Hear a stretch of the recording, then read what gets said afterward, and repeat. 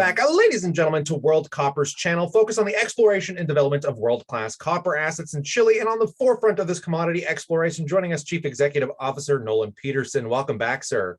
Thank you, Kyle. Happy New Year. Good to be back. And Happy New Year to you as well. So last time we spoke, we kind of got some updates on your expectations for 2022, but you recently offered an expansion and development updates on those Chile assets. You just want to kind of reiterate and any new expectations you have for Q1 here? Yeah, so we've been mentioning it for the last few months that we've been working on a preliminary economic assessment for the Escalonas Project, which will be the first economic valuation for the asset and its potential that has ever been issued. It is going to be we expect it to be very good, the results to be very positive, and those will be released by the end of this month or in the early February at the latest. So that's something we're really excited about. That'll give an idea finally of what this asset is worth. And since we switched it from a sulfide to an oxide project, it adds a lot of advantages and primarily lowering the capital cost, increasing the operating margins, lowering the operating costs, et cetera, et cetera. Also, we are planning a drill program for Escalonas to start in February. That is assuming that we receive the permits that we expect in January to advance that. So it'll be an exciting time in the next couple months for Escalonas, and that'll lead us into further successes throughout the rest of the year. So it should be a good little news cycle here. I also noticed exactly. That you guys kind of agreed with Cardero to combine your respective businesses. Do you want to just expand on a little bit what that means as well? Yeah, so that's coming up on the end of a merger that we announced back in April, actually before I even started. So the way COVID's been affecting the exchanges, it's been a busy time, a lot of people working at home. It took a long summer review to finalize that. We are now getting through that and should close within the next couple of weeks that transaction.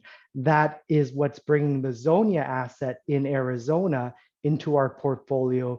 Zonia is another fantastic copper oxide project in Arizona and not in Chile, but it's nearer term to development. It has a PEA already from 2018, which was about 200 million after tax NPV at $3 copper. So you can only imagine what it would be at today's prices for under 200 million in development capital. So we think there's an opportunity there to improve the economics, to expand that resource as well, and put a little bit of an earlier time frame on production for World Copper, and that would naturally feed into production for Escalonas down the road.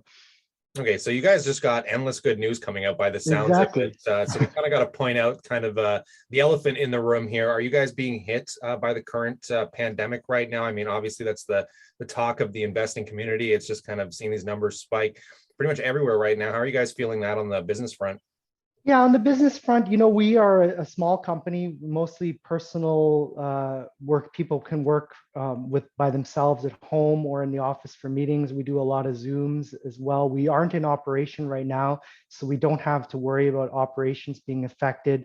So that's one good thing, I guess, for us. One of the restrictions is travel. A lot of the times we are traveling to places like Chile or other places in South America or Arizona. That can add some friction to that and make us, maybe if I wanted to go to Toronto in the next couple of weeks, I might be dissuaded from it. I'd just rather sit tight. But otherwise, no, in terms of the broader macro market, copper prices have remained very strong despite the worries of what's coming out of China, despite the worries of COVID.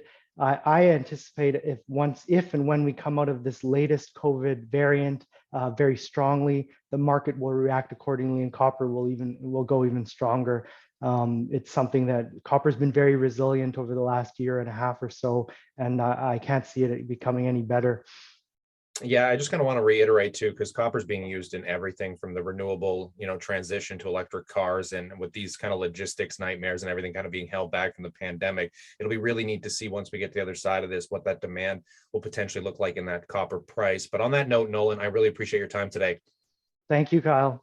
And a lot of this, folks, if you ever have any questions, let us know what you think in that comment section below. Consider subscribing for future updates, but stay cool, stay awesome, and I look forward to catching you in the next one. Thank you, everyone.